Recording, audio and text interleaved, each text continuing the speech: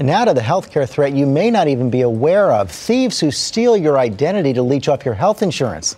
That kind of medical identity theft happens to more than 300,000 Americans each year. Bianna Golodryga has been investigating, and Bianna, that is a stunning number, and it's growing. It is a stunning number. It is growing, and we're thinking that it's difficult to deal with stolen credit cards. Imagine this, and here's why it is growing. A combination of tough economic times where Americans are finding it harder and harder to pay their medical bills, combined with an alarming trend of bolder and more sophisticated identity thieves outplaying the system, has medical insurance fraud a top priority for government and private healthcare officials. Panic, like absolute panic.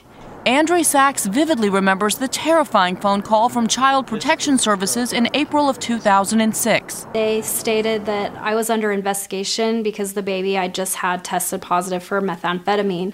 No doubt she was a mother, but she hadn't given birth in over 2 years. Turns out the Salt Lake City mother of 4 was a victim of medical identity theft. An alleged drug abuser who was pregnant at the time stole Andrea's driver's license, obtained her medical records, and took on her identity, delivering the baby under Andrea's name. I said I had not recently had a baby, that my youngest were 2 years old.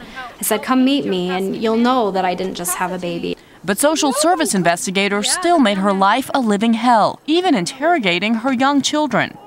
Think this could never happen to you? Think again.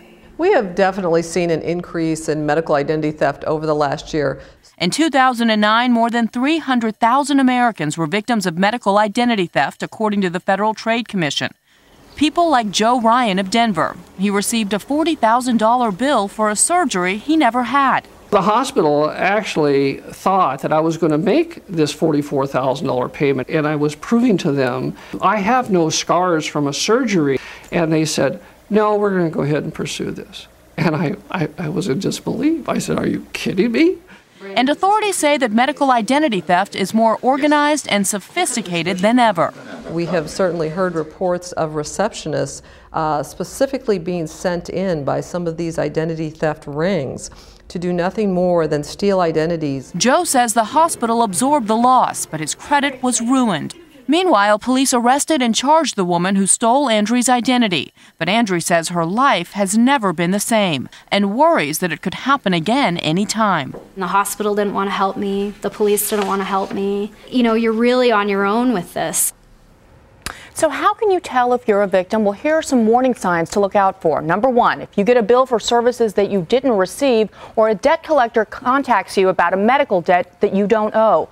And 2, if you file a legitimate claim, but your insurer says you're over the limit. Those are some things to pay attention to. So those are the warning signs. What else can people do to protect themselves? Follow all of your bills very carefully, scrutinize everything, and the number 1 tip they give is to keep a hard file of your medical records. Okay, Bianna, that is important stuff. Thanks very much. You can get more tips on how to prevent medical identity theft at our website, abcnews.com.